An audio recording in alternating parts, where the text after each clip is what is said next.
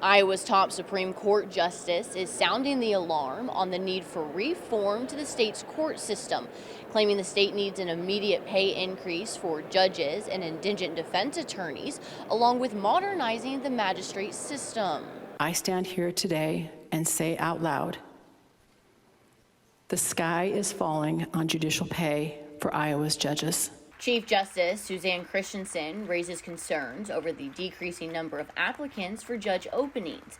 She says uncompetitive salaries are to blame and is asking lawmakers for a roughly 4% increase in wages. When experienced judges leave the bench for other public sector jobs that pay better, we no longer have a recruitment problem.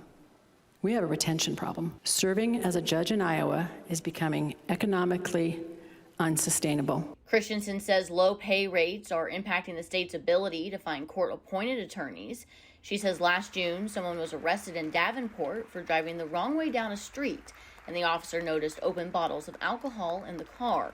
But after 2.5 months without being appointed an attorney, the case was dismissed.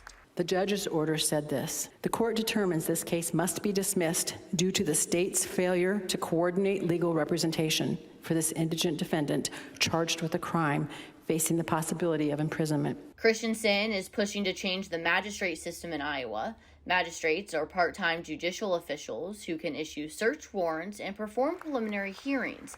She says they could probably cut about 60 positions and save $2.5 million. The judicial branch would no longer be required to employ 206 magistrates, and we would no longer be required to have at least one in each county. Instead, magistrates would be assigned to a judicial district rather than a county, just like trial court judges.